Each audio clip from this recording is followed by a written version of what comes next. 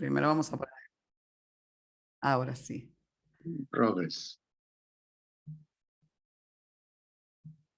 En nombre de la dirección de Centro 2, Patricia Amra y Alicia Pérego, les damos a todos la bienvenida a esta nueva conferencia del ciclo 2023. En esta oportunidad tenemos el gusto de contar con la ponencia de Carlos Quiroga.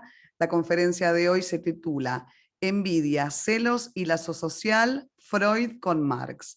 Antes de darle la palabra a Carlos, quiero presentarlo formalmente. Carlos Quiroga practica el psicoanálisis desde comienzo de 1980. En la actualidad realiza su práctica de enseñanza y transmisión en el Centro de Lecturas, Debate y Transmisión, del cual es cofundador.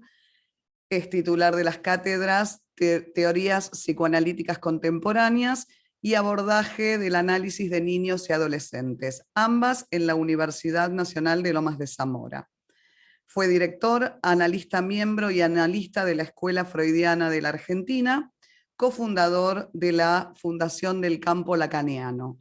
Es autor de Ensayos freudianos, estudios sobre la histeria, qué es el deseo, el cuerpo, psicoanálisis frente al orden biológico, la clínica lacaniana y Cadáver insepulto, venganza y muerte, entre otras obras. Ha publicado numerosos artículos en revistas nacionales e internacionales. Ahora sí le damos la palabra a Carlos, a quien le agradecemos su generosa participación en este espacio. Bueno, gracias Laura, gracias a todos por estar acá. Bueno, yo voy a dar una vuelta más sobre un tema que trabajo hace mucho tiempo. Me parece que los analistas trabajamos siempre en relación a algo que tiene que ver con uno. Aunque hayamos recorrido toda la obra de Freud, de Lacan, etcétera, siempre hay una pregunta que se va articulando de distintas maneras, y eso es lo que lo hace más divertido. Yo desde mi más tierna juventud, a los 15 años, trabajé mucho la obra de Lacan, de Marx, digo, y a partir de ahí, en los años aquellos de la militancia, fui recogiendo algunas cuestiones relativas siempre a una,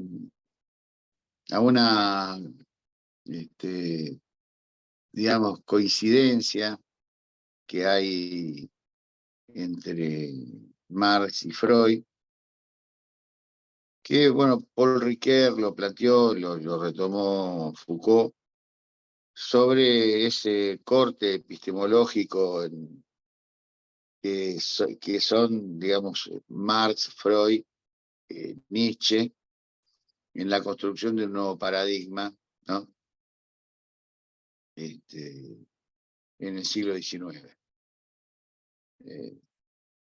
Digamos que el siglo XIX todavía es un siglo que está afectado por lo que comenzó en el Renacimiento, en el siglo XVI, que tiene que ver con la sexualidad, la voluptuosidad, el orgasmo, y distintas cosas que están muy bien reflejadas en Shakespeare, por ejemplo, ¿no?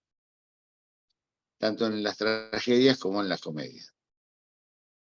Así que bueno, sobre esos temas siempre he dado vuelta hasta poder encontrar algunos puntos de coincidencia discursiva entre Freud y Marx que no constituyeran lo que fue en su momento un freudo-marxismo, que en verdad ha sido bastante vituperado, pero que tenía ciertos desvíos. Pero bueno, me parece que también en la Argentina, en el crecimiento de lo que fue la entrada del lacanismo en la Argentina, hubo una especie de represión del discurso político, del materialismo histórico, también presente en Freud, y que me parece que vale la pena revisitar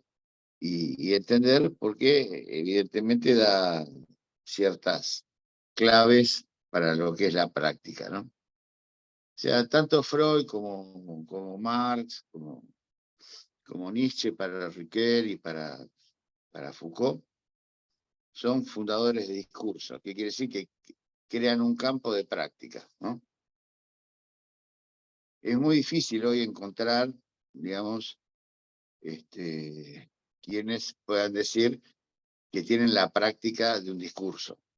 Por ejemplo, es difícil definir a la psicología como un discurso o definir a la sociología como un discurso, en el sentido que no establecen un lazo social concreto y una incidencia concreta en la práctica, ¿no? Están más, digamos, articulados a lo que son las ciencias del conocimiento, ¿no? Pero no es una práctica. Es realmente interesante volver a pensar esas cosas, como tampoco se podría pensar el marxismo como un discurso que ha constituido una práctica, porque no hay una experiencia en el mundo que pueda adherirse a eso. Bueno, entonces, yo lo que he intentado siempre es ver la manera en que se pueden pensar, incluso problemas clínicos como la reacción terapéutica negativa y otros problemas en relación a esta articulación Freud-Marx, ¿no? Cuando Freud escribe Análisis terminable e interminable, que es un texto que lo provoca algunos fenómenos que él encuentra como personas que habían concluido sus análisis en forma, digamos, aceptablemente buena, él encuentra que hay un retorno, una queja sobre que están peor y que la cosa no se había solucionado. Y Freud, con esa épica estoica que siempre tuvo, lo que hace es tomar ese problema en sus manos y desarrollar el análisis terminable e interminable, y ubica una cuestión muy importante, que es que él dice, bueno, si nosotros hay cosas que no hemos podido progresar en esa orientación, son cuestiones inherentes al problema económico. Entonces, tenemos el problema económico como central en lo que Freud, al nivel de análisis terminable e interminable, plantea como una cuestión. Para Freud, evidentemente, el problema económico ya viene desde el proyecto, ¿no? Hoy el proyecto es un texto que se da por sentado, no se propone a su lectura, siendo que el proyecto es un punto cero en la construcción del edificio freudiano, que merece poder darse algunas vueltas por ahí, porque, bueno, está, digamos, la esencia, digamos, se puede hablar de esencia del discurso de Freud. Sobre todo esa articulación del campo operacional de Dasdim, ¿no? El complejo del semejante, un sinfín de cuestiones que hacen al problema económico. Entonces, una de las cosas que plantea Freud ahí en el análisis terminable e interminable es la cuestión esta del factor económico. El factor económico lo liga al problema del masoquismo, y sorprende tomando un texto del comienzo del siglo XX, que es Los que fracasan al triunfar. Ese es un texto que se ha convertido en fetiche, ¿no? Se dice habitualmente que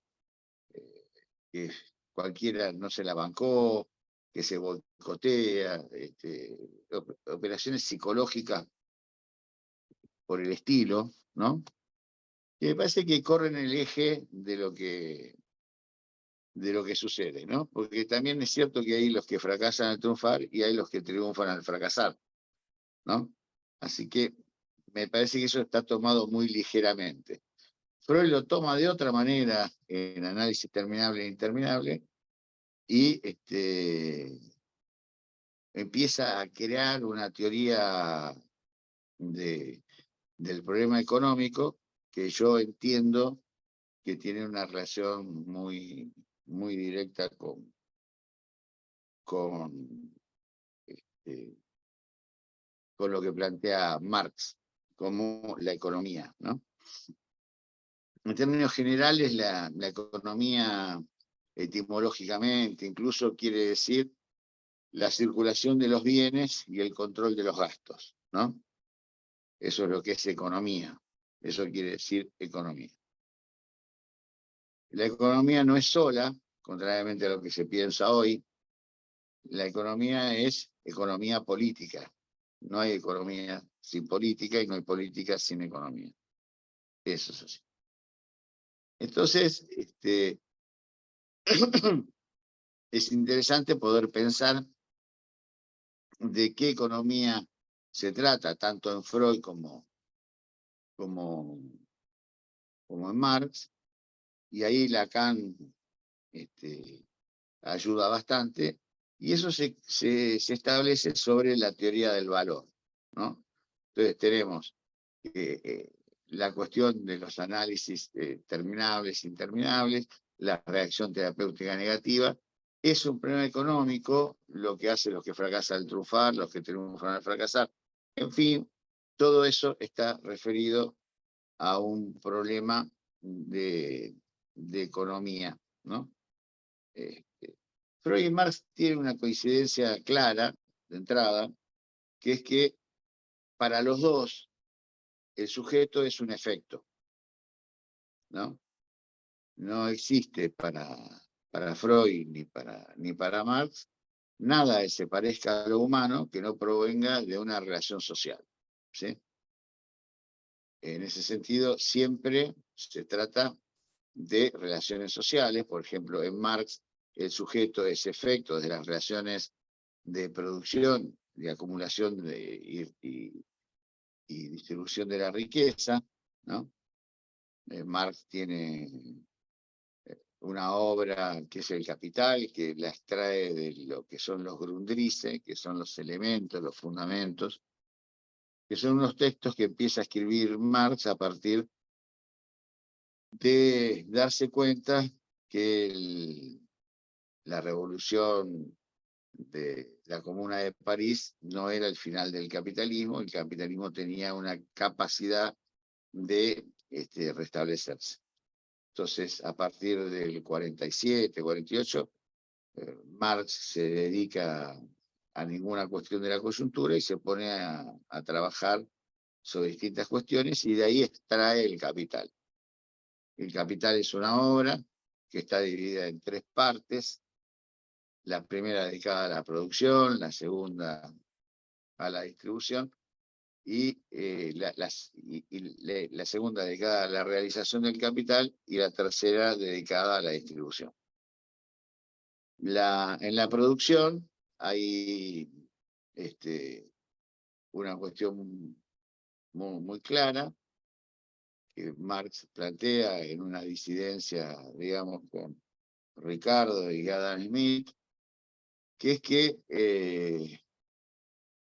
ellos planteaban que la riqueza provenía del trabajo, y Marx no se separa de eso, pero dice que la riqueza tiene que incluir un factor que es el tiempo. O sea, ¿qué es el valor de un objeto? el tiempo socialmente necesario para producirlo, ¿no? Entonces sigue siendo el trabajo, pero articulado al tiempo. Esto en psicoanálisis es importante de conocer porque es el propio Lacan que en el seminario 16, cuando se va quedando sin el cuerpo, vuelve a Lacan, a Marx, digo, vuelve a Marx en el 16 y empieza a trabajar con la homologación entre la plusvalía y el plus de gozar. Bueno, eso es otra cuestión que nos llevaría muy lejos, pero es algo que es importante considerar, que no hay tal divorcio discursivo entre Marx y Freud, y que tiene una cierta utilidad clara en relación a la práctica del psicoanálisis. Entonces, la teoría del valor en Marx, primero tiene que ver con este punto que él descubre, que es la plusvalía, que quiere decir el tiempo socialmente necesario para producir un objeto, ¿sí? Primero lo que dice es que el dinero no es el capital es un dinero que se separa dispuesto a la producción, eso hace una diferencia entre el valor dinero y el valor capital, y ahí entra el problema de la plusvalía. ¿Qué quiere decir? La plusvalía es el tiempo que no se le paga al proletario, ¿no?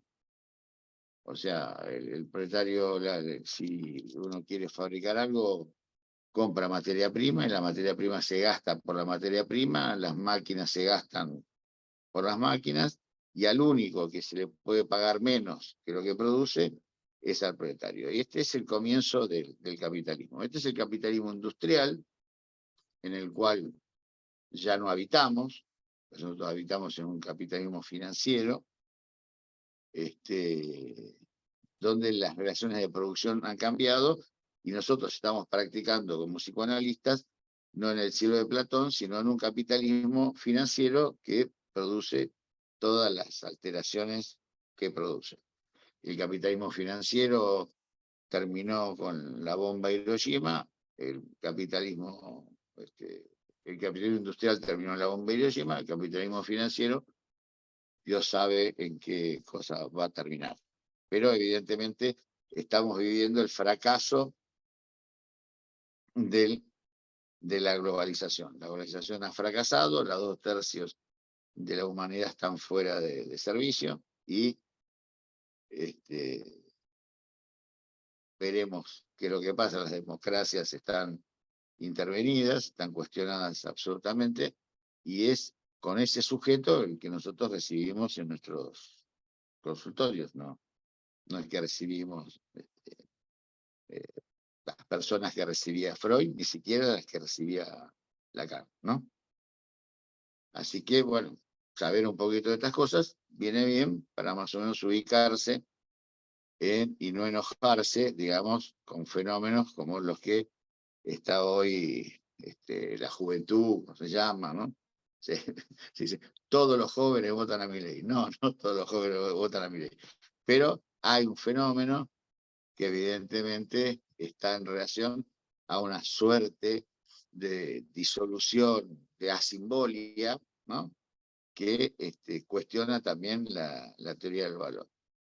Bueno, es por eso que a mí me parece interesante ver, actualizar algunas cosas que son centrales, digamos, en la práctica todavía hoy del psicoanálisis, porque, por ejemplo, el texto de la presentación de hoy es Envidias, celos y lazo social, que es el título de un libro que publicamos de un seminario que hicimos con Pablo Román en el Centro de Lecturas.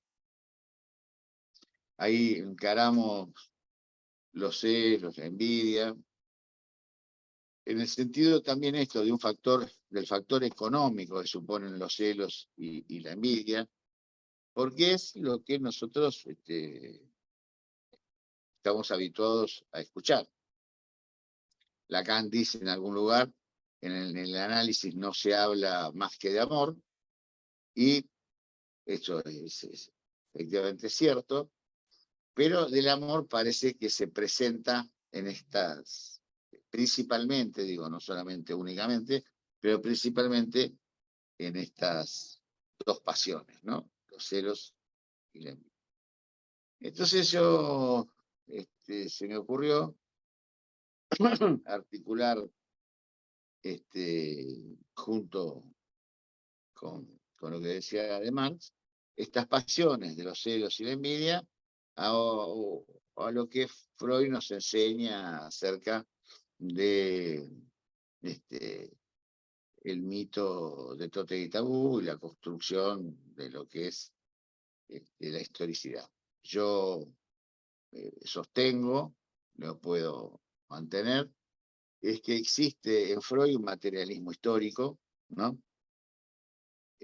Así como para Marx, la historia, los efectos, se tratan de las relaciones de producción y acumulación de riqueza. En Freud se trata de las relaciones libidinales. Y para eso Freud ha construido un método, ¿no? Un método que es el método freudiano, donde Freud hace hipótesis que después no tiene por qué convalidar. No tiene por qué convalidar el fracaso de esas hipótesis. Si uno lee las construcciones en psicoanálisis, evidentemente Freud hace, junto con sus pacientes, unas construcciones donde las hipótesis que se manejan están dirigidas por la fórmula esto no pudo no haber sucedido así, ¿no? Con lo cual, no está discutida la hipótesis como sí estaría discutida en las ciencias, donde hay que encontrar la no veracidad de la hipótesis. Bueno, eso es un problema mucho más grande, vamos a algo más sencillo. Cuando Freud plantea la cuestión del mito de Tote y Tabú, Freud hace un mito, como también lo ha hecho Hegel cuando plantea el origen de la lucha del amo y el esclavo. Todos los autores de esas épocas, hasta el advenimiento del álgebra, la lógica y esa cuestión, arman mitos, pero eso no quiere decir que el mito, tanto de Freud, de Tote y Tabú, como el de Hegel, del amo y el esclavo, no guarden una cierta lógica relacional que intenta articular un origen, ¿no? El origen es el mito y el mito conserva una lógica. Entonces vamos a ver si podemos enlazar algo de la lógica de ese mito, de Tote y Tabú, con lo que plantea Marx acerca de la teoría del valor, ¿no? Ese es el desafío de hoy, los celos y la envidia. Bueno, ustedes saben que Freud plantea un mito en donde existe un monomacho que es dueño de todas las mujeres. Es interesante ahí hacer un acento, una cuestión, porque en ese mito las mujeres no tienen ningún lugar como sujeto, ¿no? Sino que tienen lugar de objeto. Son el objeto por el cual se van a disputar los hermanos, los hijos del padre, y son una propiedad del padre. Eso tiene toda una lógica. El mandamiento, no desearás a la mujer de tu prójimo, se continúa, y está censurado, no sabemos por qué, es no desearás a la mujer de tu prójimo, ni su mula, ni su apero, ¿no? Con lo cual la mujer sigue apareciendo ahí como un objeto, ¿no? De circulación en relación a eso que después Lévi-Strauss va a decir, una sociedad es la circulación de bienes, valores y mujeres, ¿no? En fin, ahí hay una cosa a discutir, no la voy a tomar hoy, pero es interesante tocar ese punto donde la mujer no aparece como un objeto. Esto tiene una relación directa con lo que yo les decía antes de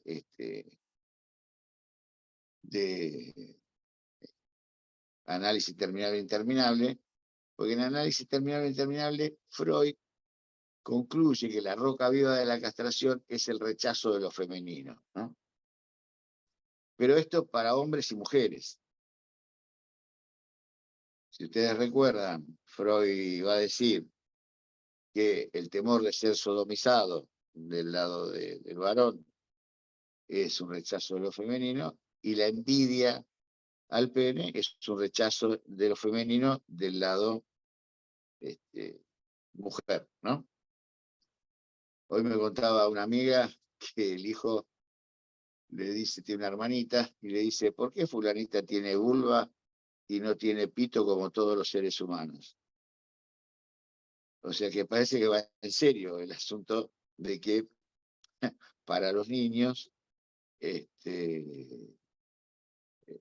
los seres humanos tienen pito, ¿no? Y si no tienen pito, no son seres humanos. Ese es el drama del niño con la madre, o la madre muy tempranamente muestra que desea, pero el niño no sabe qué desea. Entonces él, por amor, puede ir a tapar o a resolver la X del deseo materno, ¿no? Esto se ha leído bastante mal, en el sentido de que las mujeres quieren un pene de ella.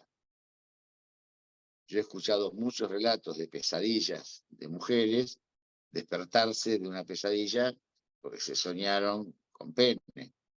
No es que las mujeres quieren un pene de ellas, sino un pene para ellas. Eso lo aclara muy bien Lacan leyendo a Freud, ¿no? Lo que sí es notable es que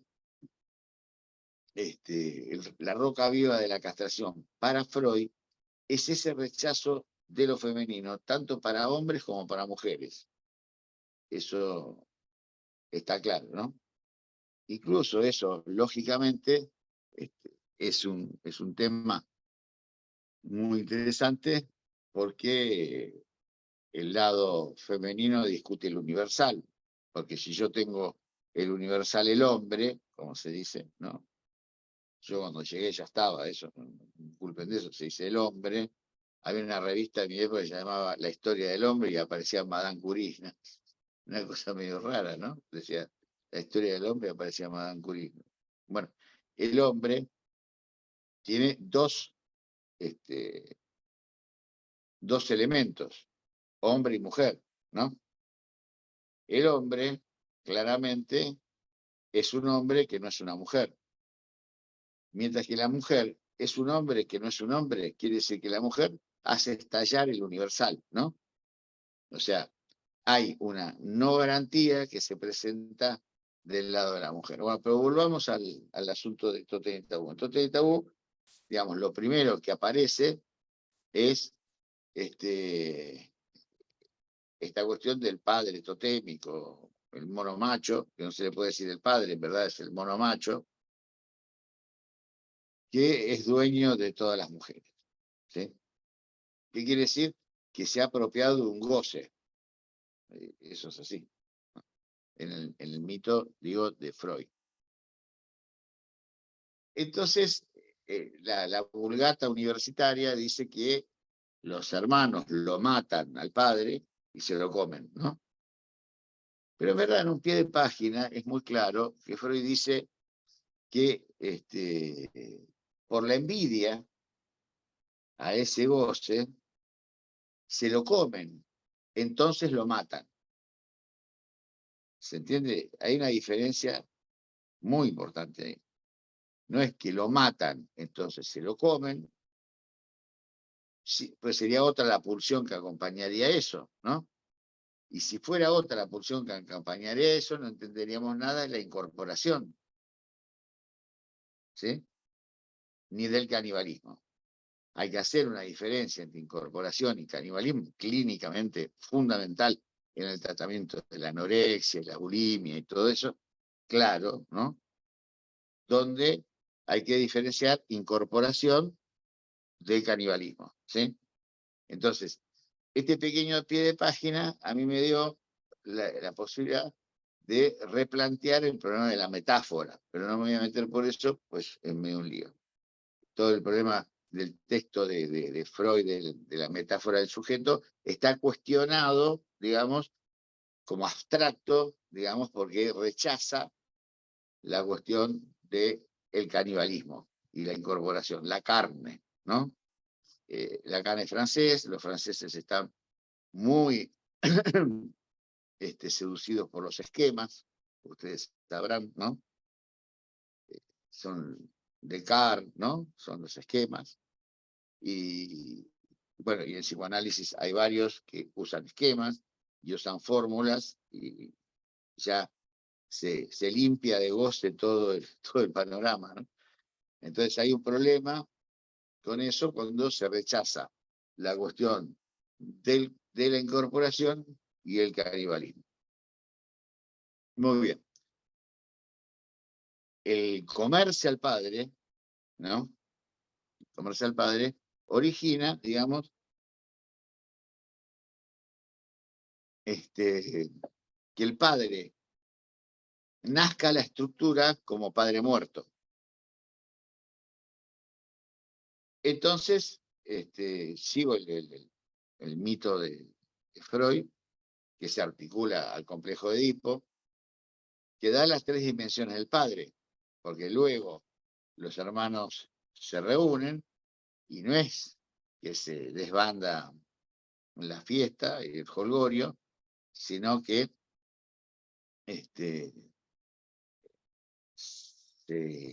se arma esa rueda donde queda un vacío, o sea, el lugar del mono macho queda un vacío y el padre entra a la estructura como padre muerto. Ahí en ese pequeño esquema tenemos las tres dimensiones del padre, que clínicamente son habituales. El padre real, el padre del goce, el padre imposible, ¿no? El padre simbólico y el padre del Edipo. Eso es interesante porque va a plantear todo un problema alrededor de la deuda. Ustedes saben, ¿no? Perfectamente que la deuda es el operador fundamental para la clínica psicoanalítica, ¿no? Al menos de la neurosis. La deuda es lo que en psicoanálisis puede definirse como el valor.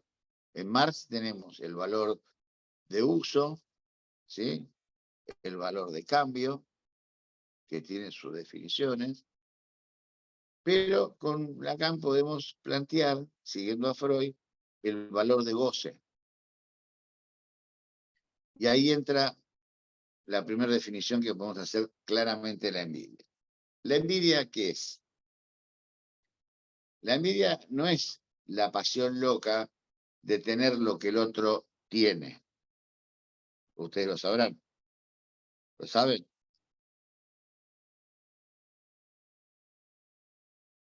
¿Lo saben o no? ¿Saben qué es envidia? ¿Qué es lo que envidiamos? ¿Envidiamos lo que el otro tiene? No. ¿Qué envidiamos? Envidiamos el goce que le suponemos, ¿no? Es eso lo que se envidia. San Agustín es muy claro, dice que está viendo al hermano tomar la teta, ¿no? Blanco, lívido, y dice, ¿por qué está blanco y lívido ese pibe que era él? Siendo que si le ofrecían la teta le hubiera escupido, ¿no? Evidentemente no es la teta lo que quiere, ¿no? Sino que lo que no tolera es que ese esté en su lugar gozando de un goce que se ha olvidado. Tampoco nada dice que haya gozado cuando estuvo ahí, pero es eso el problema. Entonces, como bien lo demuestra el gorilaje argentino, la cuestión no es tener, que el otro no tenga, que uno quiere lo que tiene el otro, sino que el otro no lo tenga. Por ejemplo, ¿cómo va a ser un negro de mierda que tenga unas Adidas? ¿Entendés? Que es una locura eso, no da, ¿no? Es cosa espantosa. Entonces, el valor que suma Lacan a la cuestión, y que ustedes lo escucharán en los discursos de sus pacientes, es que el otro es el objeto del cual el otro está privado, ¿no? Y eso establece toda la estructura de poder, porque la estructura de poder radica en eso.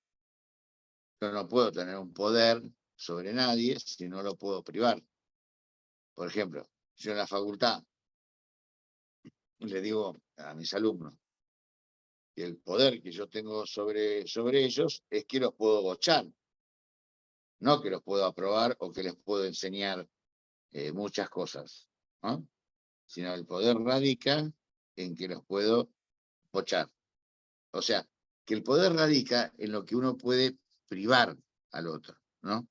Ese es el fundamento del poder. La madre, en una primera instancia, va al lugar del otro. Y en ese lugar del otro es la misma que da, pero la misma que priva, ¿sí? Es por eso que la dialéctica con la madre comienza con el objeto anal, porque el niño empieza a, digamos, eh, poder retener el objeto, y invierte la demanda, la tiene angustiada, más en estas épocas donde los niños se han convertido en el super-yo de los padres, ¿no? Entonces, siempre las madres están culpables de que no son buenas madres, o que gastan mucho tiempo en cosas que le roban a los hijos. Son los discursos que hay. ¿Quién les dijo que las madres es lo mejor que le puede pasar a los hijos? No se sabe, pero ellas creen que lo que pueden hacer es estar mucho tiempo con los hijos, ¿no? Está comprobado, es una cosa que se verifica, que no está bueno eso. Bueno, pero bueno, son estos juegos de la cuestión. Entonces, la economía, en definitiva, en Marx, está bien planteada en el sentido de la plusvalía, lo que es la realización del capital, la distribución, y todo eso, y a Lacan eso le importa, porque la plusvalía es un objeto que forma el mundo, ¿no? Es un objeto formador del mundo. No es un objeto en el mundo, sino es un objeto que se sustrae del mundo. O sea, la plusvalía se sustrae del mundo, y es el fetiche de la mercancía, en donde el mundo funciona a condición de que la plusvalía se sustrae. No se habla de eso, ¿cierto? Bueno, entonces, digamos así, vamos un poco más rápido, pero el problema de la envidia acarrea el problema de los celos. Toda la cuestión de los celos, en verdad, están sostenidos en la envidia. O sea, no hay celos sin envidia. Es una fórmula que tengo yo, que no la patenté, así que úsenla tranquila. No hay problema. No la patenté, no hay propiedad intelectual. Pero en verdad, si uno observa los fenómenos de celos, siempre está en juego ese modo de que goza el otro, ¿no? Freud escribe los celos proyectivos, los celos normales, los celos paranoicos, etc. Pero si uno va,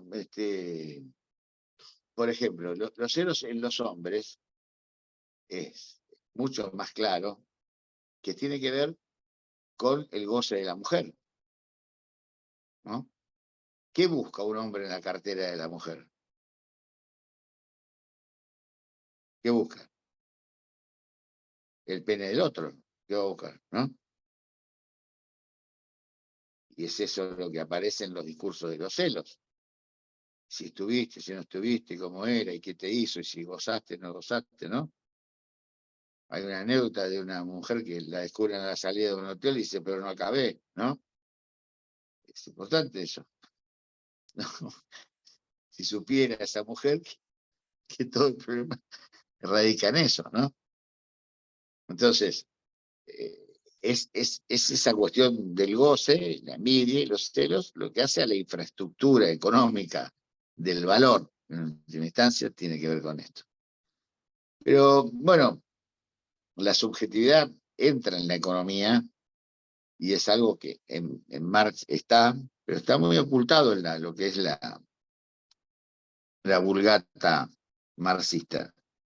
Está la cuestión, eh, digamos, que el valor que tiene un objeto que nosotros lo pensamos, como yo decía antes, el valor de goce, en tanto el otro no lo tenga, está fundado en una cosa bastante loca, porque nosotros usamos la moneda, ¿no? Bueno, la Argentina es una cosa, es impactante que nos estemos completamente locos todos y disparados por la calle, porque el valor, la moneda, está basada en la buena fe del gran otro, ¿no? De lo que vale algo. El intercambio está basado en la buena fe. O sea, no hay un valor, por ejemplo, una piedra preciosa. ¿Por qué vale mucho? ¿Cuál es la lógica que valga mucho una piedra preciosa, una esmeralda o lo que fuera? ¿No? Bueno, se puede decir porque no se puede conseguir o cosas por el estilo, pero en verdad tiene que ver con una convención, tiene que ver con una sanción donde se cree en esa buena fe del otro. Esto es una cosa, si se entiende bien esto, ¿no? El valor depende básicamente de eso, de la buena fe, de la buena fe del otro. Se tiene que entender qué ha pasado en el mundo en los últimos tiempos, cuando en un momento De Gaulle juntó un montón de dólares y le pidió a los Estados Unidos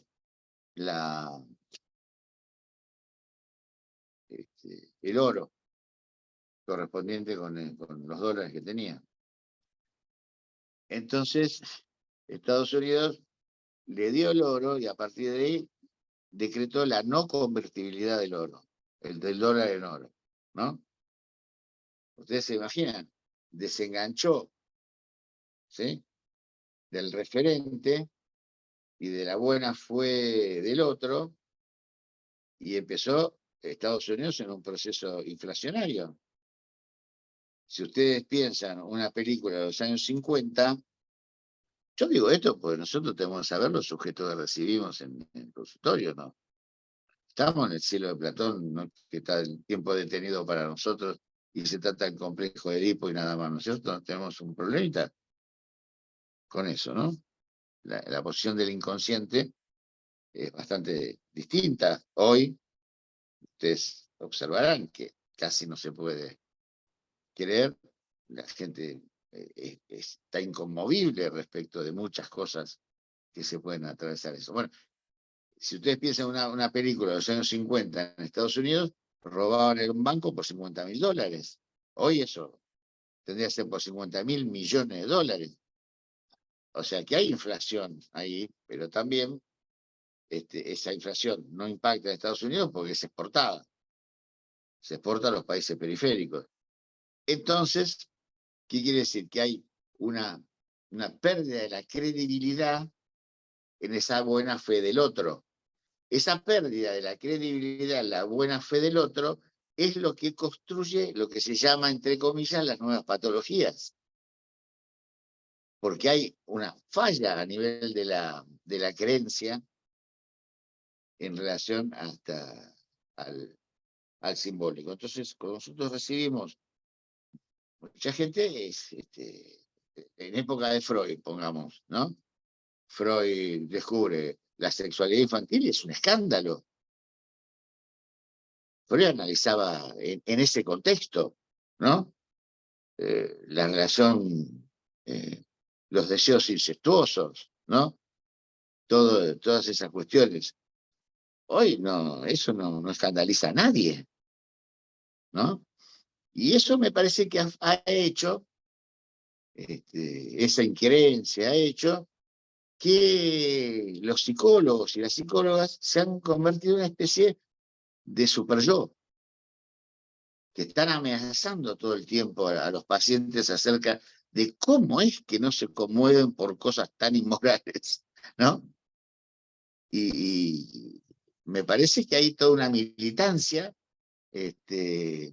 totalmente moralista, que no encuentra la vuelta, pues no encuentra el sustento económico que tiene todo este problema. Entonces, el valor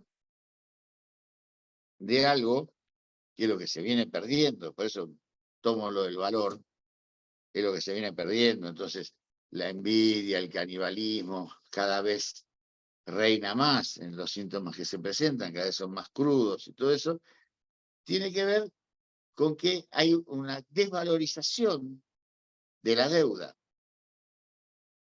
no de la deuda con el Fondo Monetario Internacional, eso ya lo sabemos, quién la trajo y todo eso, pero hay un efecto de incoherencia muy fuerte, y cuando en el siglo XIX y el siglo XX la represión era el mecanismo, hoy es la esquicia. No sé si ustedes en su consultorio no observan fenómenos de esquicia cada vez más importantes.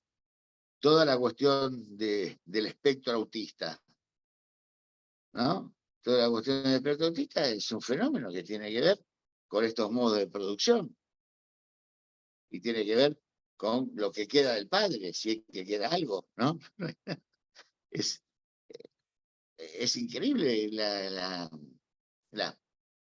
yo creo que el fin de la historia es el fin de la virilidad, digamos, no hay, no hay intervención yo los veo a los padres de pacientes, y yo les digo, pero ¿cómo lo dejas hacer eso? ¿No? No sé, y las chicas tienen, el super yo son las amigas, ¿no? Hay todo un... Bueno, entonces, la cuestión del valor es un problema, porque el valor está montado en la deuda.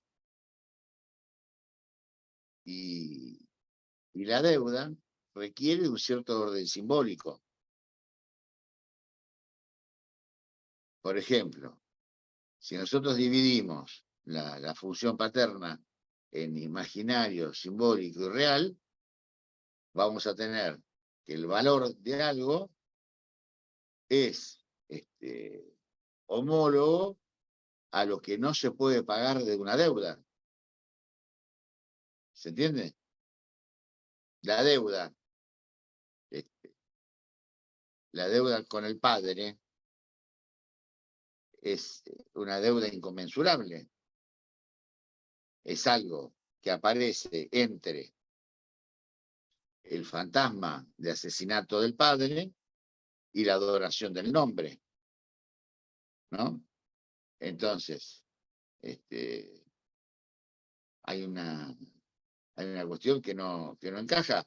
Hay una moción asesina respecto del padre que dona el nombre que nos va a salvar. Ahí hay un problema que deja una deuda, deja algo impago.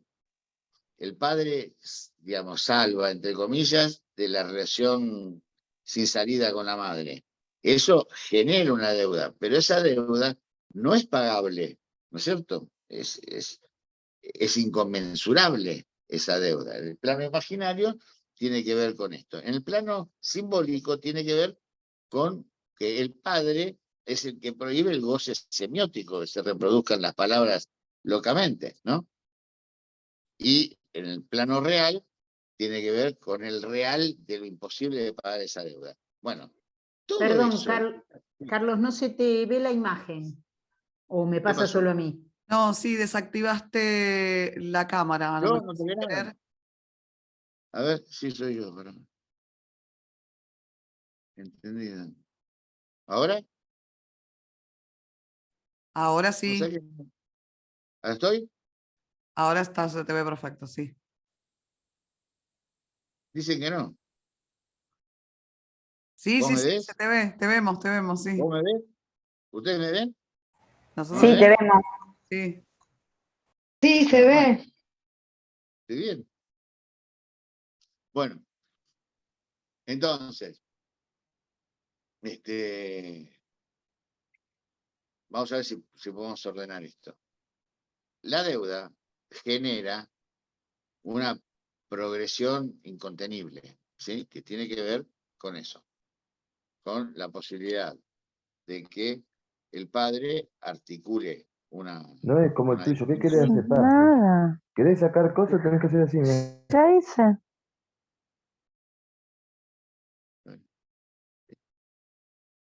¿Estamos bien? Bueno, yo sigo. Muy bien. Entonces,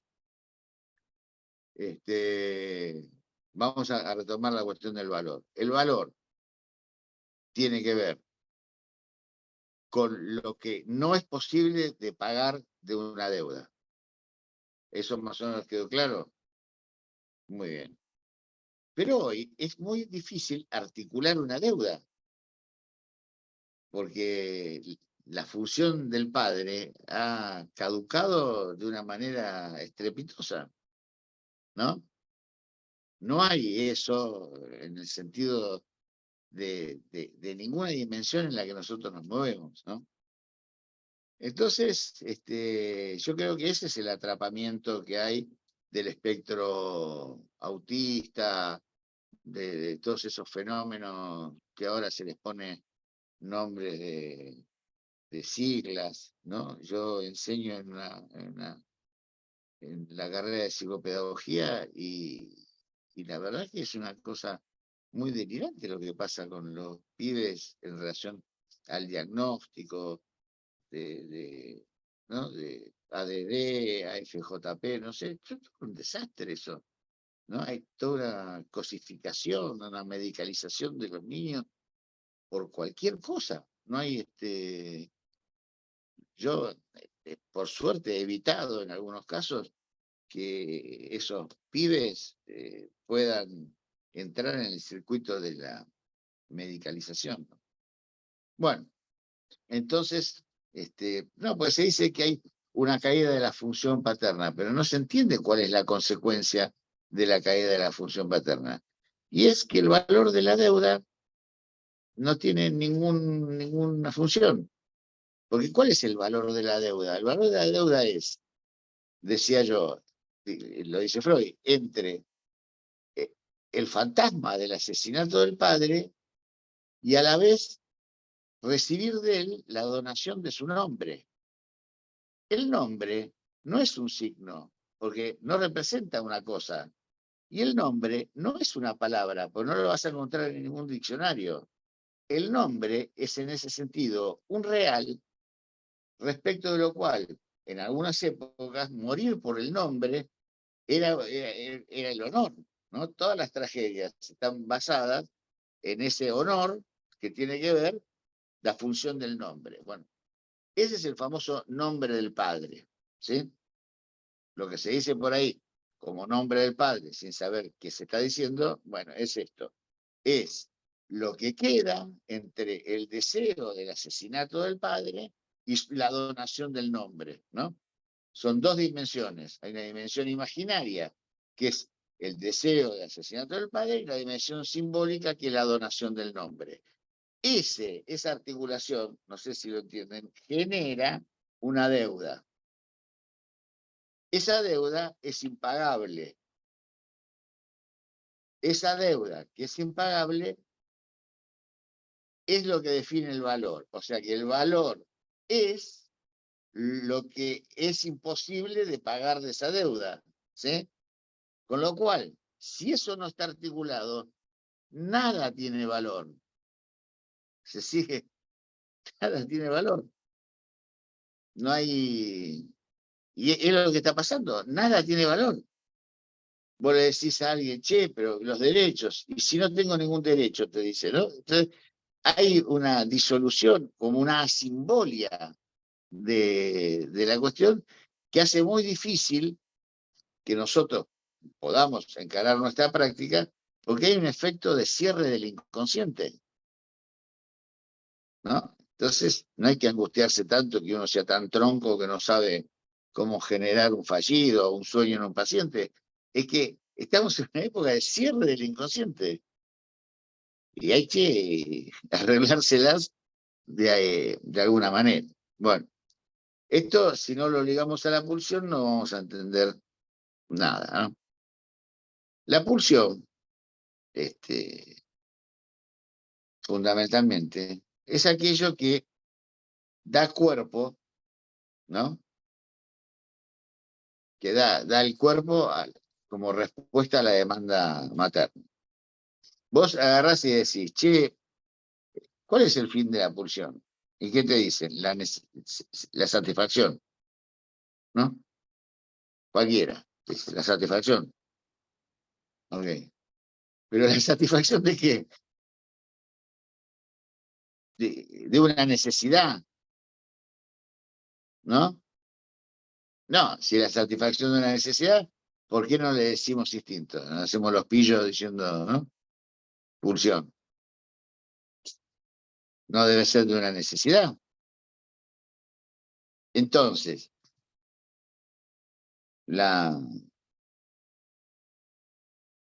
el fin de la pulsión, que es la satisfacción de la demanda del otro. ¿Y cuál es la satisfacción de la demanda del otro? Que no está la satisfacción, pero es encarnar el falo, ¿no? O sea, por eso la pulsión es pulsión de muerte. ¿Me entienden? La pulsión es pulsión de muerte porque el empuje es a encarnar el falo. Y el falo es un significante, con lo cual es la muerte. ¿Se sigue? ¿Sí? Si yo digo, voy a repetir unas caras mías, yo digo, si el fin de la pulsión es la satisfacción, si fuera la satisfacción de una necesidad oral, anal, además Freud nunca hizo digamos, un balance de todas las pulsiones, no es que hay 4 nada más, Lacan tomó 4 porque eso toma 4, pero no, son infinitas las pulsiones, ¿no? La respiratoria, la olfativa, todo eso, muy bien. Bueno, entonces, ¿cuál es el empuje de la pulsión? La satisfacción de la demanda del otro. Salvo que neguemos que existe algo que se parezca a un humano que no venga de la relación con otro, ¿no? O sea, venimos de una relación con otro. Eso. Mi madre es lo más malo que hay, pero igual tengo que reconocer que la mujer hizo lo suyo para que yo esté acá hablando con ustedes, ¿no? En fin. Y eso genera una deuda. Eso genera deuda con la madre, que no es posible entrar en el mercado, porque la deuda con la madre se paga con la vida. Es mucho, es cruel la deuda con la madre. Justamente, la reacción terapéutica negativa es la deuda con la madre, ¿no? Pues te dio la vida, ¿qué te pide? La vida, ¿no? No que la señora pida la vida, ¿se entiende, no? Pero se la tiene que dar. O sea que eso no es un bien de cambio, no hace mercado. La deuda con el padre es más benéfica, ¿sí? Porque no es pagable, pero el obsesivo se cree que es pagable. Entonces empieza en esos despilfarros locos que intentan los obsesivos, ¿no es cierto? Que es una posición incestuosa respecto de la deuda con el padre. ¿Se sigue? Entonces, habrán tenido jugadores, por ejemplo, en análisis. El jugador que busca perder. ¿Y por qué busca perder el jugador? Porque es la deuda con el padre. hicieron una versión del jugador de Dostoyevsky con James Caan. Y la última escena, el tipo gana en el casino, está desesperado porque gana en el casino, una excitación terrible, sale y se pelea con los tipos y los tipos le cortan la cara. Y vos ves la cara de satisfacción cuando le cortan la cara, ¿no? De alivio. O sea, el jugador juega para perder. Eso está así, enrolado en la deuda con el padre. Vuelvo a decir, una deuda impagable si se trata del padre simbólico, ¿no es cierto? No se puede pagar. ¿Qué sé yo? Yo un día reuní a mis hijos y le dije, tengo 4 hijos. Le dije, miren, chicos, quiero que quede claro que ustedes a mí no me deben nada, ¿no? O me deberán lo que les parece. Porque yo, la verdad que cometí un pecado mortal. Los tuve. Y los tuve por mi miserable narcisismo junto con la señora que tenía alrededor, ahí, en ese momento, ¿no? Ahora, como ustedes cometieron el mismo pecado que yo, a sus hijos les van a tener que dar lo mismo que creen que me deben a mí. Y esa es una buena cadena, ¿no? Porque el don nunca se paga para atrás, se paga para adelante, ¿sí? Esa es la lógica del don. O sea, toda economía está basada en la lógica del don, lo quieran o no. Y cuando deje de estar basada en eso, todo esto va a explotar por el aire.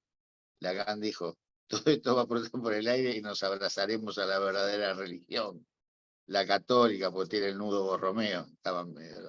Se lo estaba diciendo a los cristianos, pobre Lacan en ese momento. Tenía que concederles algo. Bueno, entonces, ¿se entiende? La deuda con el padre es mucho más benéfica, ¿no? Benéfica, no sé, hay gente que ha hipotecado la casa para prestarle plata a los amigos. Qué sé yo. O sea, la deuda con el padre, que es del obsesivo, es bastante brava también, ¿no?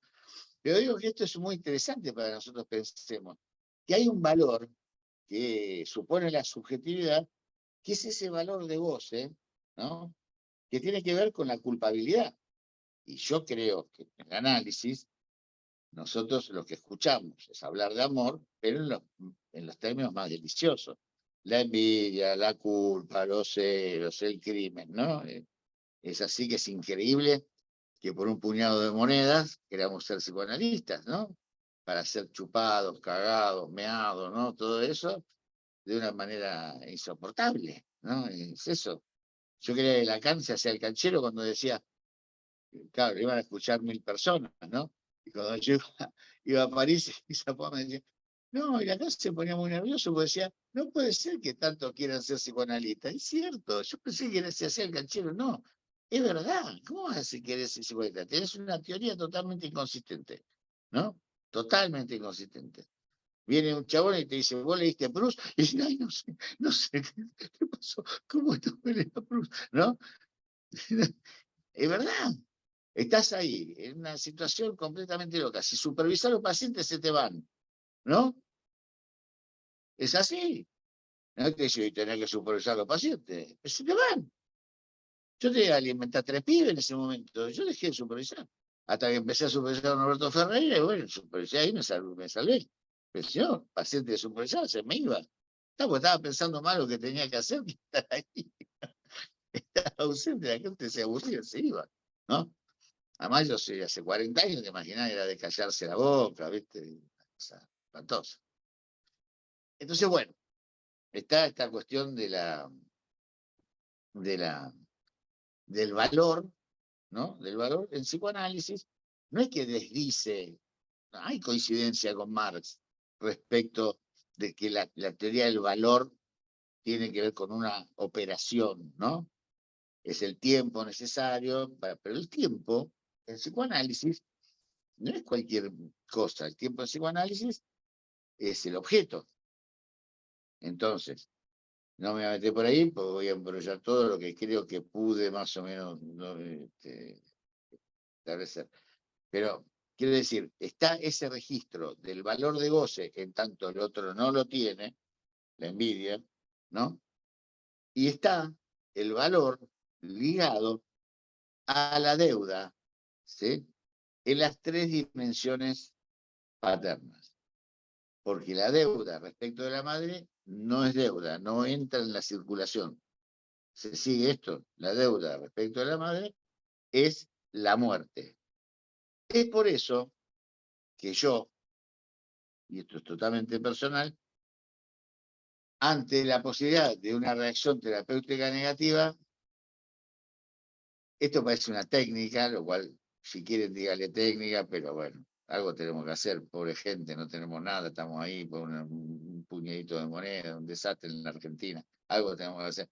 Viene esta gente que cuanto mejora, empeora, es una especie la reacción terapéutica negativa es una especie de afectación trotskista, ¿viste? ¿No? Es una locura. Entonces, ¿yo qué hago? Yo lo que hago es poner la falta de mi lado todo el tiempo. ¿Sí? Porque, ¿qué dice Freud? Es que los que hacen la reacción terapéutica negativa es que la madre no los quiso y no lograron ninguna sustitución de eso. No lograron ningún, ¿no?, tentempié de esa cuestión. No pudieron hacer una transferencia respecto de nadie. Entonces, los que fracasan al triunfar se ponen un poquito más serios, ¿no? En el sentido de lo que estamos hablando. Porque ustedes saben que el duelo se hace solamente por aquel a quien uno le hizo falta. No se hace por cualquier cosa. Yo escucho que, bueno, y tenemos que hacer el duelo, tenemos que hacer el duelo por la casa que nos mudamos, por el cenicero que dejamos. No, no es así. No es que tenés que hacer duelo por cualquier pavada, ¿no? Vendiste el auto y tenés que hacer el duelo. Eso es una locura. Uno hace el duelo respecto de la pérdida del ser querido. Y el ser querido, ¿qué es? Aquel a quien uno le hizo falta. Por ejemplo, en los campos de concentración, nazis y los de acá, se cuidaba mucho de decir quién había muerto afuera, porque era posible que, de enterarse el que estaba dentro de quién había muerto afuera, se muriera el que estaba dentro. ¿Por qué es eso? Porque nosotros no podemos vivir sin apoyar la falta en alguien. ¿Sí? Y esa falta es el valor. ¿Se entiende? En definitiva es la deuda, ¿no? Es una deuda que, de aceptar que es impagable, funciona creativamente, es el fundamento de la sublimación. La sublimación es un goce, no es que la sublimación es una desexualización, pero funciona la falta. Voy a terminar con esto. En el caso, los griegos, por ejemplo, esto lo consigna Milner, en el caso, los antiguos organizaban placer, amor y coito en pares. Placer y amor iban. Coito y placer iban. Pero amor y coito era muy peligroso, porque bajo el paradigma del canibalismo podría terminar en asesinato del otro. Porque el canibalismo, la desesperación, y yo he observado fantasías inconscientes de hombres, sobre todo, inhibidos sexualmente, que se correspondía con esto, con terminar en crimen, ¿no? Es el temor de que falle la sublimación. Entonces, el canibalismo tiene que entrar en el cálculo de lo que nosotros consideramos respecto de las relaciones libidinales. Porque cualquiera que se haya acercado a una cuna verá las ansias de poseer. No encontrás un angelito, encontrás un demonio de Tasmania, ¿no es cierto? ¿No? Que quiere devorar todo, ¿sí? Bueno, no hemos dejado de ser eso. Entonces, la sublimación es un goce. Ojo, que siempre se plantea siempre no, a veces no, la sublimación como una desexualización, Además que se hace un anatema de que el goce es malo y el deseo es bueno, ¿no? El deseo es un infierno. Yo mira la hora que estoy acá en esta clase, es un infierno el deseo. El deseo es muy cruel, porque además, si no aceptas el deseo, te pasan cosas muy feas en la cabecita, ¿no? Si la vida no tiene ningún sentido, tenemos que estar en cuatro patas, ser herbívoros, estamos llenos de pulsiones sexuales, ¿no? Es un desastre la vida, sin un deseo, sin una orientación, ¿qué hacemos, no? Entonces, me parece que es importante reflexionar sobre esta cuestión. A más canibalismo, menos incorporación. A más incorporación, menos canibalismo, ¿no? Y lo que tenemos ahora es una fuerte, ¿no? Crece mucho el canibalismo, ¿no? Por ejemplo, no es por nada que en esta época se dan las series de los muertos vivos, ¿no? En ninguna época de la historia, las fantasías más locas, había muertos vivos, ¿no? Esos Frankenstein, Drácula, no eran muertos vivos, no iban a la oficina, ¿no? Sexto sentido, está muerto pero no les avisaron. Yo no sé ustedes, pero yo recibo un montón de muertos vivos. Lo que pasa es que no son culpables, no les avisaron, y yo intento avisarles ya. Yo le digo, pero vos sabés que estás muerto y no te avisaron, ¿no? Y algunos se conmueven, entonces empieza alguna posibilidad de algo, ¿no? Bueno, no me crean todo lo que digo. Bueno, listo. Si hay preguntas, estoy acá. En el chat no hay preguntas, Carlos, así que... O sea, no le interesó a nadie lo que dije. o les quedó todo muy claro. Así que si quieren hacer preguntas, pueden abrir sus micrófonos sin ningún inconveniente y hacer las preguntas que quieran.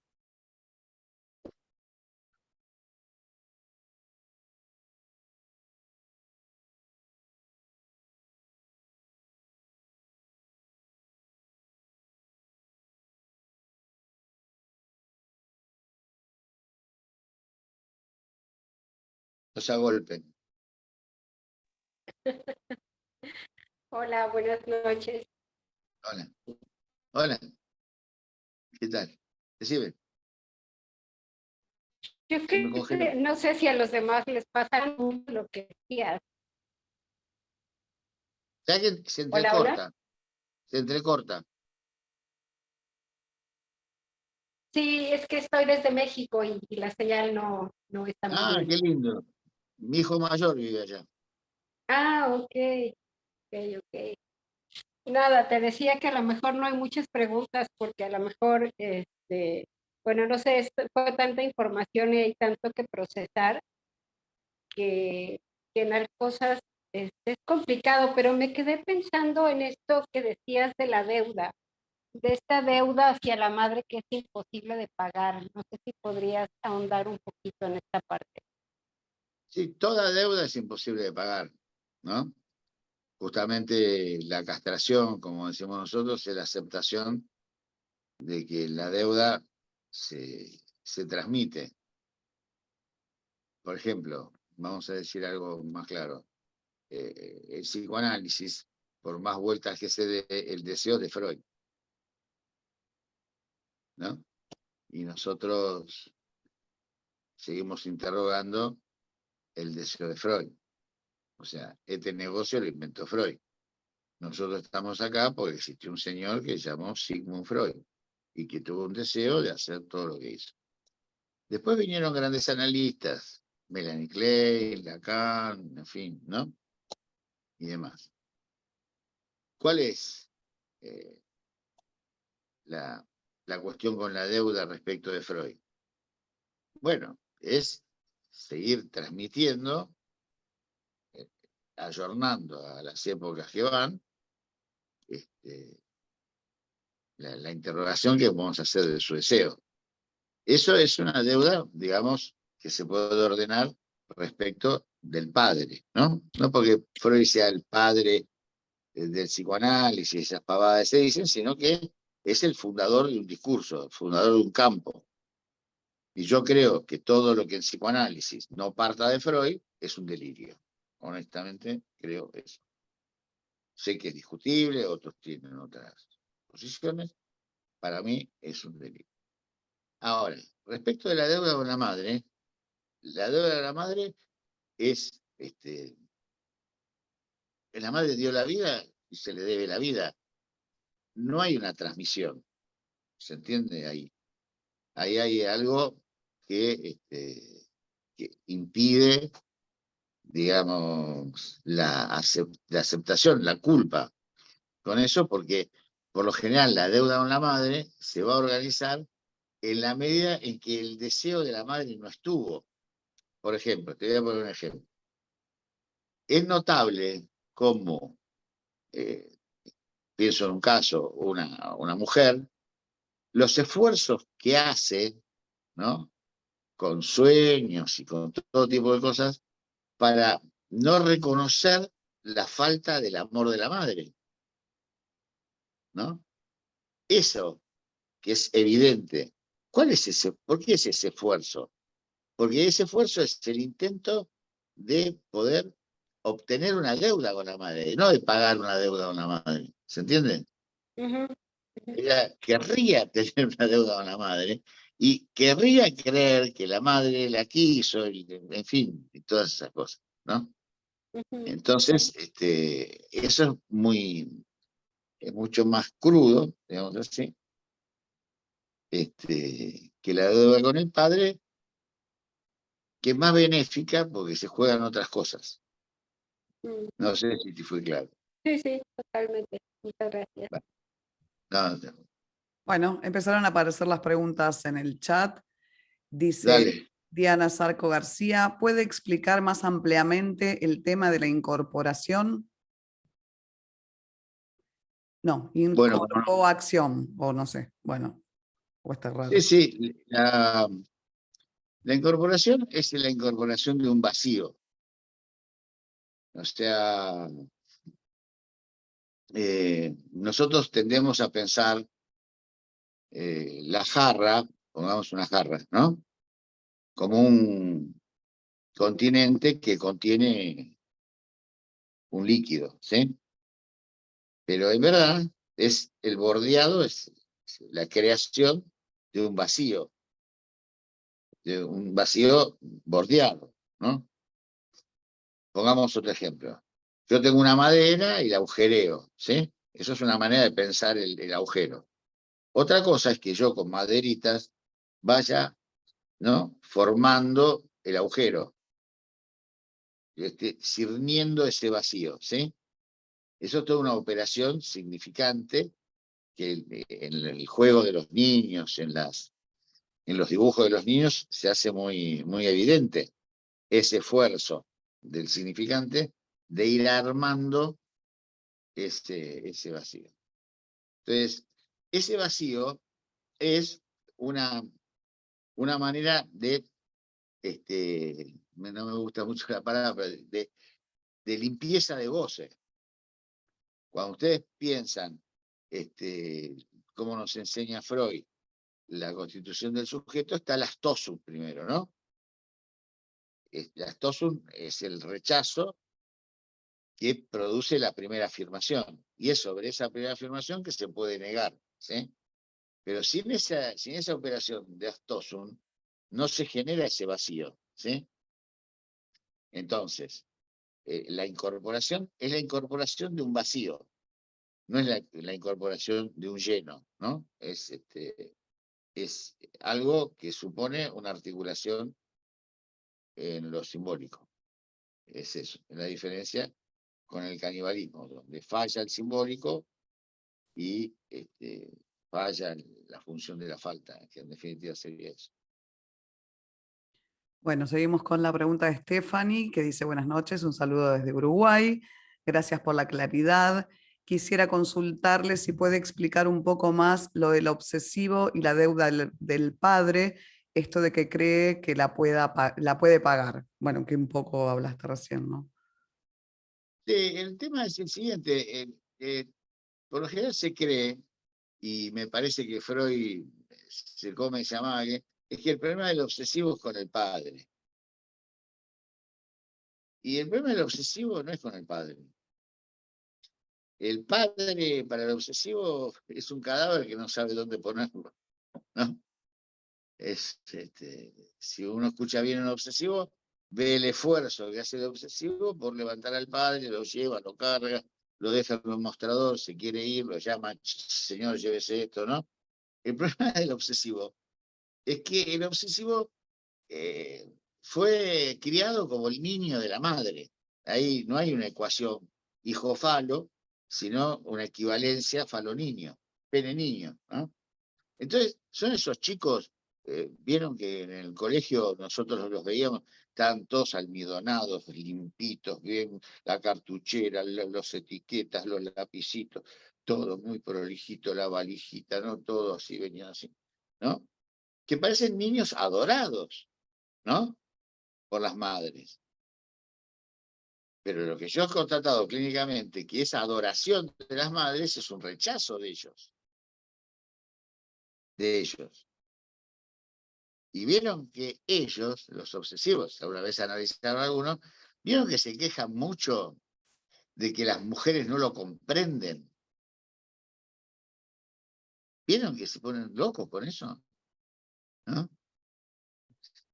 No se ríe nadie acá. Escucha, es verdad eso. Cuando el obsesivo dice, no comprende, no es que no entiende de entender, sino que no lo comprende, que no lo abraza, que no, que no le hace un lugar en ella, ¿no? Pero pobre mujer, ¿te imaginas la mujer del obsesivo? Está ahí soportando que le mate el deseo. Es que lo va a comprender, lo quiere matar. ¿Te das cuenta? Es así, ¿no?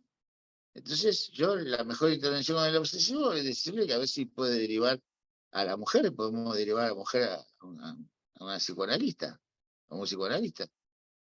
Bueno, cuando se equivocan, te dejan, ¿viste? Y al rato la mujer empieza a florecer, ¿no?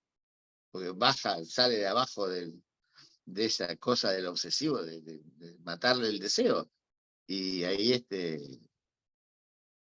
el obsesivo te viene a buscar directamente. Me corrompiste a la mujer. Pero hay una especie de negocio. Cumplen bodas de platino, ¿viste? El obsesivo tiene como condición una condición imposible del deseo, ¿no? Y la histérica tiene como condición un deseo insatisfecho. Entonces es bastante imposible satisfacer una insatisfecha, ¿no es cierto? Y eso van ahí, se matan a trompadas, pero siguen teniendo nietos, ¿no? Y van y sigan. A uno lleva al otro al cementerio, después se muere enseguida, ¿viste? Son esas delicias de la vida conyugal que hay, ¿no? ¿Qué vamos a hacer? Pero sí, la locura de pagar el deseo del padre es hacer del padre un padre, ¿no? El hombre de las ratas estaba frente al espejo masturbándose y veía que el padre ya estaba muerto. O sea, la deuda con el padre es una manera de sostener al padre, ¿no? La histérica lo hace de otra manera, ¿no? Pero el asunto es ese, que nos cuesta mucho ser huérfanos, ¿no? Si yo sueño que muere mi padre, las viejas dirían, le alargaste la vida, ¿no? Y es verdad, porque el asunto es no tener padres, el deseo de la muerte del padre, es alargar la vida al padre, pues el asunto es no tener padre que matar. Esa es la indefensión, esa es la giflosis, Kate. Es ser huérfano, ¿no? Tan solo, saber que nacés solo y te morís solo, ¿no? Todos los reproches que nos hacemos son reproches de no aceptar que estamos solos. Yo parezco el gallego ese, solo a la madrugada. ¿No? Estamos solos. Va en serio, estamos solos. Y bueno, y dos nunca hacen uno, ¿viste? Y qué sé yo, ¿no? Y vamos en la vida haciendo lo que podemos, y lo mejor que podemos. ¿Sí, no? Es así. Bueno, ¿y otra? Bueno, J. López dice que no tiene micrófono, dice muy interesante lo de moderar el canibalismo y la incorporación. Me gustaría algún dato más. Objeto A, goce. Gracias. Bueno, el tema es, hay todo un recorrido que hay que hacer en Freud, que va desde el objeto perdido. Vieron que se dice el objeto perdido. Bueno, esto es una teoría melancólica. El objeto está perdido. Qué cagada, loco, se perdió el objeto. No, el objeto perdido es el antecedente de Freud del superyo. Porque el objeto perdido pulsa por aparecer, sino porque todo encuentro es un reencuentro. ¿No? O sea, hay una pulsación del objeto perdido. No es joda eso. ¿Sí? Entonces hay que hacer todo un trabajo desde el objeto perdido, eso está muy bien en el seminario 7 del objeto perdido, hasta el imperativo de goce. En el medio de eso, lo que hace Lacan es, bueno, hace el objeto perdido, Dasdin, ¿no? El campo operacional de Dasdin, y el objeto A. No es que sean lo mismo, ¿no? Pero tiene una lógica que comparten, ¿no? Que en definitiva, tiene una lógica que se comparte desde hace 2500 años, pues si uno lee el poema de Parménides, ¿no? Cuando habla del uno continuo, eso es lo más parecido al objeto A que hay, ¿no? El uno, es el uno de Parménides, ¿no? Yo no me voy a poner así tan filosófico, no estoy para eso en este momento, pero el posta viene de ahí. Pero yo creo que en Lacan lo que hay que hacer es, bueno, es esa invitación de volver a Freud y hacer un recorrido, pero hay que ponerse límites. Hay que ponerse límites en lo que uno quiere seguir y sobre todo intentar hablar normalmente, ¿no? Por eso, con Juan Manuel Quiroga estamos haciendo una cosa que es psicoanálisis en lengua castellana. Estamos haciendo un seminario que se llama Leer a la cara en castellano o Habla bien la coche, como dice Capusotto, ¿no? Habla bien. O sea, es increíble lo que pasa. Eso es un ejemplo bien de canibalismo, ¿no? Toda esa ecolalia, todo eso mantra, ¿no? Eso es canibalismo puro, ¿no? No hay ningún trabajo, no hay ningún limpieza de goce, no hay un retorno. El límite de mi amor es el Río de la Plata, qué sé yo, ¿no? O sea, yo cómo voy a transmitir en otra lengua lo que, lo que pasa en mi práctica acá. Pero un lindo ejemplo de canibalismo y de plus de gozar, del objeto A como plus de gozar, es esto que pasa con esas repeticiones, ¿no? El significante representa el sujeto para otro significante y deja un resto que es el objeto A y que constituye un fantasma, ¿no? Nos estamos volviendo locos. La universidad está produciendo un montón de plus de gozar. Un montón de gente no va a trabajar nunca en su vida. Se está armando un mercado perverso entre los que salen de la facultad, los que ya salieron y se analizan con los mismos. Es un discurso cerrado. El productor y el consumidor es el mismo. Eso es puro incesto. No, es así. El despilfarro es la gran estrategia de la derecha en este país. ¿Viste? Te dice el gasto público, ¿no? Y como el gasto es incestuoso, vos te sentís culpable, ¿viste? Sí, el gasto público, nunca la tasa de ganancia de ellos, es el gasto público. Y vos sentís, no, che, no te gasta tanto, ¿no? Es una locura lo que está pasando, fuera de jodan, ¿no? Entonces vienen así los franceses, qué sé yo. Yo la verdad que cuando vine me di cuenta como que lo que pasaba y me junté con 2 o 3 franceses y me fui a Francia, volví acá, era Gardel cuando volví, ¿viste? Todos querían estudiar conmigo, les encantaba, y que le contara anécdotas de París, y todo eso somos. Tenemos que reconocer, somos eso, es una desgracia. Es una verdadera desgracia. Lean La Tempestad de Shakespeare y se van a dar cuenta de la desgracia que somos. No, pero teniendo una tradición fenomenal. Porque no es que no tenemos Sarmiento, no tenemos Borges, qué sé yo, tenemos un montón.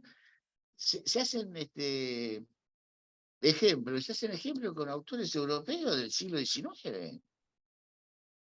¿Cuánta gente hace ejemplos, desarrollo de la teoría con autores argentinos o latinoamericanos? Un ejemplo de canibalismo, un fenómeno es ese. Es ese fenómeno que es un síntoma de la transmisión. A mí me parece que es alarmante la situación del discurso. Entonces, viste, vienen lo cognitivo, vienen, viste, la neurociencia, con 3, 4 giladas, te comen crudo. Si nadie entiende nada.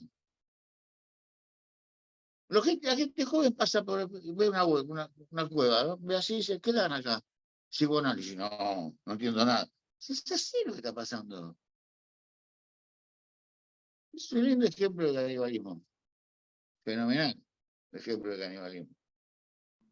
¿No? Y de no incorporación. Entonces, es fenómeno. Freud, Lacan, Hegel, lo que sea. Pero traerlo acá. Vemos que podemos, ¿no? Cómo podemos establecer ciertos medios de producción de saber acá. Acá, viste, en un momento determinado, hubo una clase media, por no decir media baja, que de pronto se encontró con una fenomenal operación política que liberaba a las psicólogas de la APA. Y ahí creció, yo estuve bastante cerca de la fundación de la escuela de Buenos Aires, y pasó eso. O sea, bueno, hubo muchos psicoanalistas previamente a eso que hablaban de igual a igual con los europeos. O sea, tenemos una historia medio para revisar. Entonces, yo hice un libro que se llama Canibalismo, eh, se llama ¿qué? Cadáver insepulto, venganza y muerte de los jóvenes. No le puse joven ni cobarde.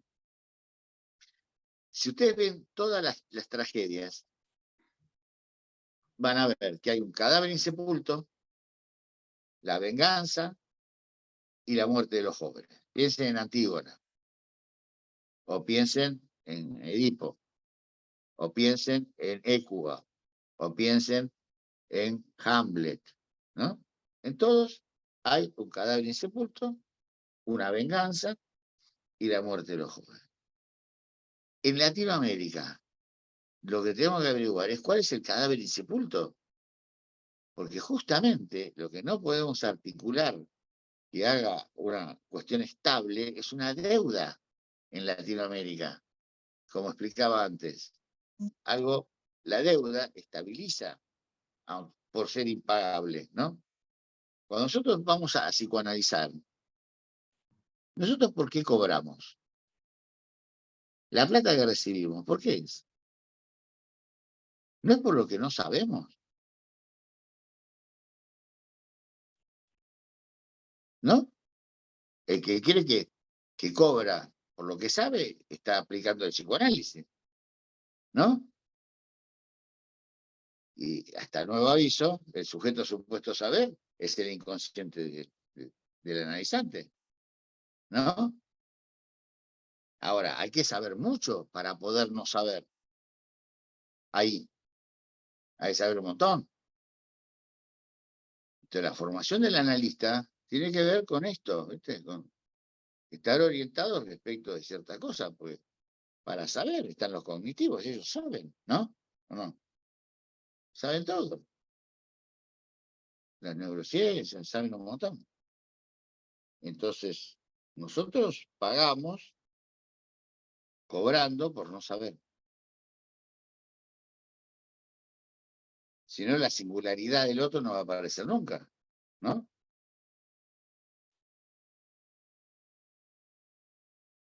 Digo, si no agarramos fórmulas, y el paciente viene y dice 3, 4, bueno, pero eso, ¿viste? No, es así. No es así. Bueno, ¿hay más? Sí, hay una pregunta de Candela Agüero. Cande, no sé si querés prender tu micrófono y hacer la voz directamente. Ah, no puede, dice. Bueno, dice, quería consultar. Aquí se planteó el tema de la envidia y los celos. ¿Cómo se podría articular con el odio tomándolo como una de las 3 pasiones del ser? Amor, odio e ignorancia. Bueno, sí. En verdad, el odio es primero, ¿no? Sí, sí. Contrariamente a lo que se cree, el amor no es primero. El odio es primero. Para la cría humana es un campo hostil en el que cae, ¿no? Yo entiendo que todos simbolizamos al niño, entonces es lindo, se parece al papá, es un cacho de carne, que no sabemos qué, ¿no? Pero le vemos, ¿no? Parecido a la madre, ¿viste? Qué linda. ¿Por qué? Porque nosotros hacemos ese trabajo de simbolización. Imagínate, el pibe balbucea, dice, va, blu, blim, blam, blu, ¿no? Y la madre dice, ay, sí, yo también tengo frío, dice, ¿no? Es una locura, ¿viste? Ese es el modo en que la madre autoriza al niño a ser sujeto de la frase, ¿no? Por eso es muy importante a los niños, las madres, si hay alguna acá, a los niños, nombrarlos por el nombre, no por un diminutivo, ¿no? Porque ese nombre les puede dar una reserva libidinal muy importante, ¿no? Entonces, bueno, primero es el odio. Y la madre surge del campo del odio. Freud dice, ¿no? El objeto hostil es el primer objeto que asiste al bebé, ¿no? Pero es primero objeto hostil, porque es todo hostil para el recién nacido, ¿no? No puede significar que sea hostil o no sea hostil, después retroactivamente se articula como hostil. Aparte de que el niño dice lo que es placentero yo, lo que es placentero es no yo, ¿no? Con lo cual, la teta que es externa es yo y un cólico es no yo. Ya tenemos una topología ya rara, ¿no? En relación a eso. Entonces, bueno, la envidia se articula a ese odio porque el otro, el semejante, dice Freud, tiene una parte comprensible y una parte incomprensible. ¿Eh? La parte comprensible es la que permite la identificación, dice Freud. Y hay una parte incomprensible que se mantiene estable, ¿no? Fija, coherente, como una piedra. Es lo que vendría a ser el ser en Parménides. Pero bueno, pero la genialidad de Freud es que dice, esa cosa, que en Freud se llama das Ding, no das Sage. Este vaso es das Sage.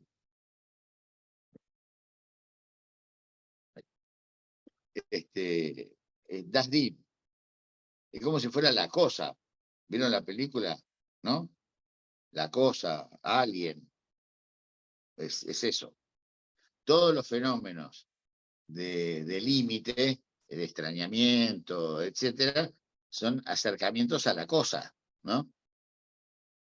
Porque el acercamiento a las cosas es cuando el derrumbe del gran otro se produce por alguna cuestión. Entonces empiezan fenómenos de extrañamiento, claustrofobia. Bueno, hoy está la situación de asimbolia, que yo creo que el síntoma actual es la claustrofobia.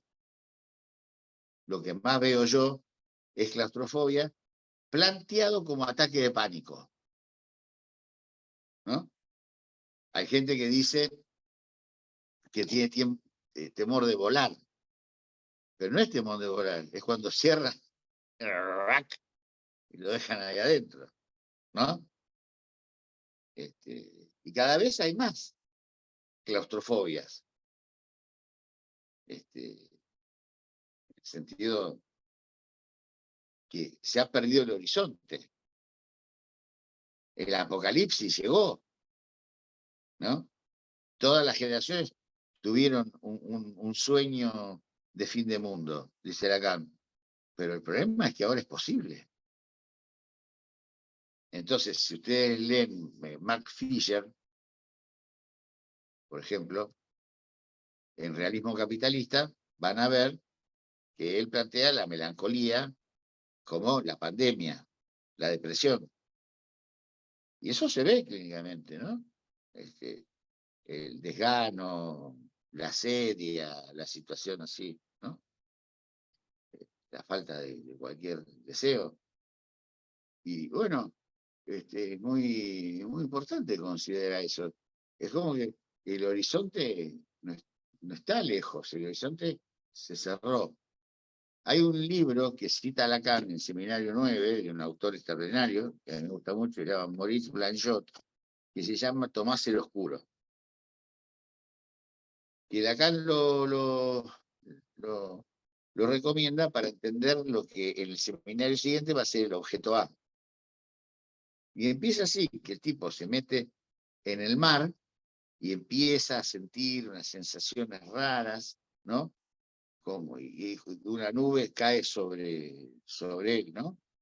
Es eso, la situación del ataque de pánico. Si ustedes indagan despacito, van a ver que por lo general son desesperaciones de salir de algún lado, ¿no?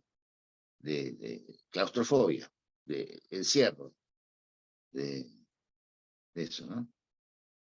Entonces, ustedes saben que la represión proviene del futuro, ¿no?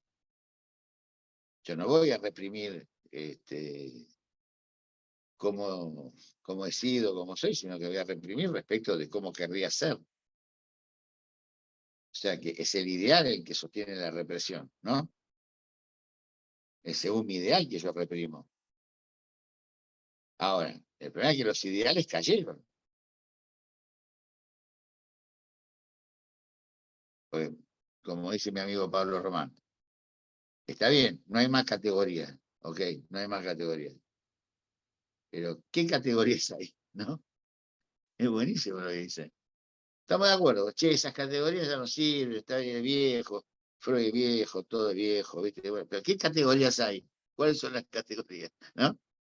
Ninguna. Entonces, ¿entendés?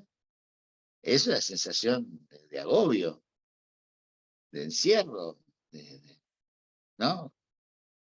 La esperanza es muy corta. Entonces, bueno, hay una situación de deshacimiento de los lazos sociales. El capitalismo es un deshacimiento de los lazos sociales. Entonces, ¿viste? Tenés inventos raros, ¿no? El otro día uno me dice, no, hemos decidido con mi novia no casarnos ni tener hijos porque queremos ser libres. Y yo le dije, bueno, pero entonces renuncian a la libertad de casarse y tener hijos, ¿no? Ah, no, me dice. ¿No? Si vos decidiste. O sea, es como que no se quiere decidir, porque no se quiere tener consecuencias. Y tenemos consecuencias todo el tiempo, tenemos consecuencias. Todo lo que hacemos tiene consecuencias. No hay manera de no tener consecuencias, ¿no? Es como la gente, viste, que teme contraer una enfermedad mortal, ¿no? Si se la contrajo, cuando nació la contrajo, ¿o qué es la vida? No es una enfermedad mortal, es una enfermedad mortal. ¿Qué tanta preocupación, che, por eso, no? Ya está. ¿Por qué andar deseando lo que ya va a venir? Dejala, que espere, qué sé yo, no sé. Bueno, pues todos esos, los fenómenos estos que se incrementan de hipocondría, todo eso tiene que ver con esto, tiene que ver con que no hay futuro, la democracia está hackeada, no hay el deseo de revolución, estamos fritos. El algoritmo ganó la batalla cultural. ¿O tenemos duda de eso? ¿No? Así que bueno, quedamos algunos locos, estamos ahí resistiendo, como gatos panza arriba, pero ojalá que a veces más malo loco que hacemos eso, pero no es eso. Entonces, los celos, la verdad que los celos y la envidia, a veces dicen, bueno, yo los celo a mi novio porque lo quiero. No, la verdad que no, los celos y la envidia no tienen nada que ver con el otro. Si no tienen, si hay algo con lo que no tienen nada que ver es con el otro, ¿no? No es un sentimiento de, ay, si me cela me quiere. No, si me cela me quieren matar. Es así. Es como la película esa Misery, ¿no? ¿Se acuerdan? La actriz esa fantástica que hace de una mujer que encuentra, que tiene una casa en la montaña, encuentra al autor preferido de novelas y lo ata a la cama y el tipo se quiere ir y le rompe las piernas. ¿No? Los celos, la envidia es eso. Y después para resolver la cuestión de los celos y la envidia, mandan la de el amor libre, ese, ¿cómo se llama? Sí, no sé, un nombre más raro. El poliamor. El poliamor, le dice. Yo la experiencia que tengo con la cuestión del poliamor es que uno lo propone y el otro lo sufre. Yo no vi hasta acá no vi otra alternativa, ¿no? Uno lo propone y el otro lo sufre, lo padece un osito. Pero, no sé, yo no vi una cosa. Porque la verdad, si vas a tener poliamor, ¿para qué tener pareja? Tener pareja, ¿no? Listo. Bancate solito, salvo que vos quieras que tu mamá te dé permiso para hacer chanchada. ¿No da? Entonces, yo creo que el fin de la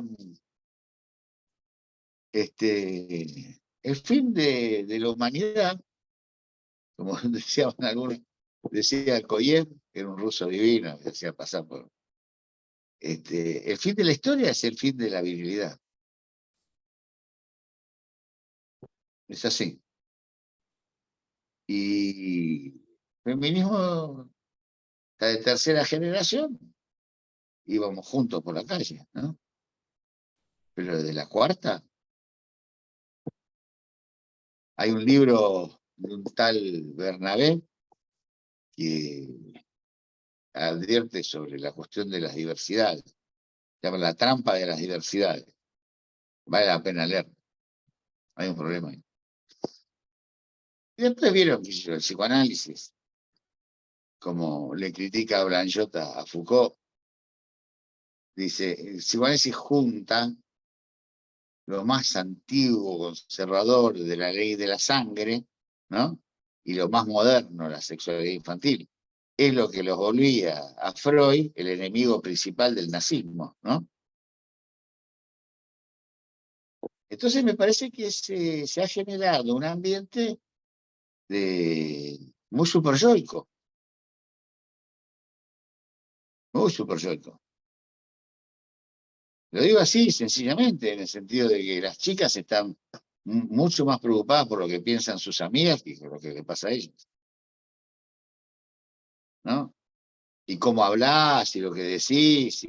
Yo soy titular de cátedra, ya me estoy yendo, ya me estoy yendo a todos lados, pero soy titular de cátedra. Y me hacen preguntas y le digo, no le voy a contestar eso, porque les tengo miedo. Les tengo miedo. ¿Te imaginas? Yo puedo contestar cualquier cosa que sea algo, no sé, de lesa humanidad, qué sé yo. No sé, les tengo miedo. Estamos re amenazados los varones. Y hay un montón de síntomas de impotencia sexual y todo eso que tienen que ver con estos cursos, ¿no? Y otros no, otros se avivan y chao, ¿viste? ¿No? No sé, se perdió la cuestión de que la pareja era un dispositivo de supervivencia y de querer extender la especie. Hay un problema con eso. Es el fin del matrimonio, el fin de la virilidad. Bueno, Luciano Lutero escribió un par de libros sobre eso. Es el tema. Es muy preocupante. Lacan dice, ¿ustedes se imaginan a un senador que se propuso de pretor 2 años y hizo todo un desastre? Que vaya y le diga, bueno, Pepe, anda, tranquilo, no te preocupes. Te presentás la próxima. Lo achuraban ahí mismo. Entonces, viste, es así, es eso, es la imposibilidad de articular la deuda. No hay una deuda, un discurso, viste, es cualquier cosa. Perdón que sea tan entusiasta y sea de tantas alegrías. Pero bueno, quizás de ahí, de chocarnos con el imposible, podemos sacar alguna cosa. Bueno, ¿alguna pregunta más? Bárbara levantó la mano, no sé si querés cerrar con la respuesta de ella, con la pregunta de ella. Sí, dale. Así me voy a comer. Hola, buenas noches a Hola. todos. Buenas Hola, noches, Bárbara. querido. ¿Cómo va? Yo soy una de las alumnas de la cátedra de la... Sí. Uno nunca podría olvidar una mujer tan linda. ¡Ay, muchas gracias! ¿Te Profe, imaginas? Digo eso, estoy cancelado mal, ¿no? para Bueno, nada. dale. La pregunta iba por el lazo social, pero esta imposibilidad de articular la deuda creo que responde bastante lo que iba a preguntar. Y entonces voy a ir por la segunda pregunta, que era, ¿qué se puede hacer entonces? Yo estudio psicopedagogía y estoy ya en algunas prácticas preprofesionales, tanto en la facultad como en un centro de una amiga. ¿Y qué se puede hacer, ¿no? Con tantos diagnósticos, con tanta medicalización y con tanta imposibilidad de los padres de conectar un poco con... Y no comerse, ¿no? El cuento este de la bolsa de gatos, ¿no? Que reúne todo esto, lo que no funciona, se pone ahí y va todo para el mismo lado, ¿no? ¿Qué se puede Mira, hacer? yo no sé qué se puede hacer con tanta cosa que me dijiste, no sé qué se puede hacer. Lo que sí sé es que uno en el análisis tiene que ponerse en acuerdo con el deseo. Y es un problema, porque tampoco podemos definir el deseo. ¿Qué es el deseo, no? Hay ciertas ilusiones que se dice yo me analizo para descubrir mi deseo. Bueno, la lamento, va a ser bastante imposible eso. Pero es cierto que hay ciertas cosas que uno se inhibe, tiene problemas.